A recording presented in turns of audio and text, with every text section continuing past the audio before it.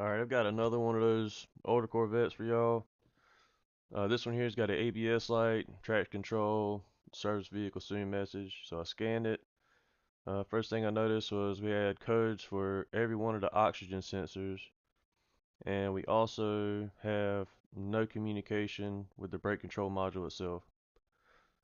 So I started out by testing the fuses for the brake control module, and I found there was no power on this fuse, which is the ignition feed to the module. So looking at it on a schematic, and this is the fuse I was testing. You see it's the ignition.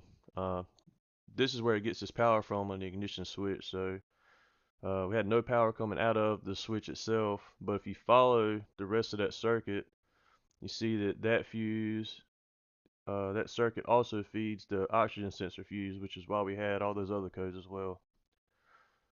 So I know the ignition switch is causing all of these concerns.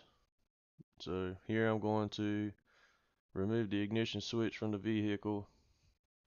I only use hand tools on these older Corvettes because even when they were under warranty, all this stuff was super brittle. It's even worse now, so you gotta take your time and be extremely careful.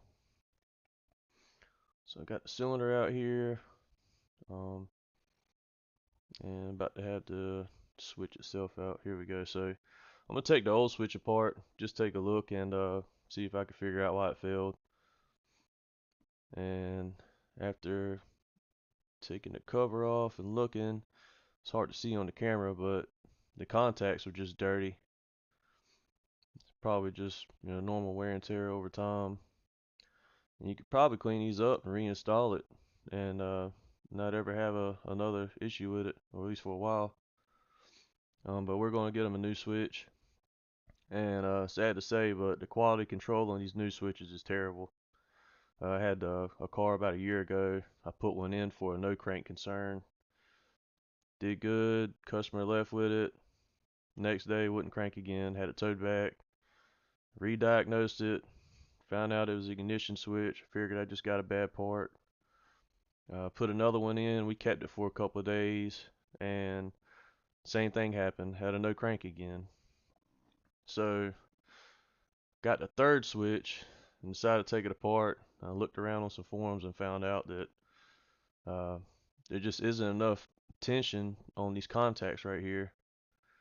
So what I've started doing is take them apart and just bend these down a little bit, and that'll give you all the tension you need for it to make proper contact, so you won't have a bunch of intermittent issues down the road. It's either that or you just keep replacing ignition switches till you finally get one that's put together like it should be. So I'm gonna put this one back together now, and we're gonna put it in the car and see what happens. So got the new ignition switch back in, crank the vehicle up, and no longer have any lights or messages, so it's fixed.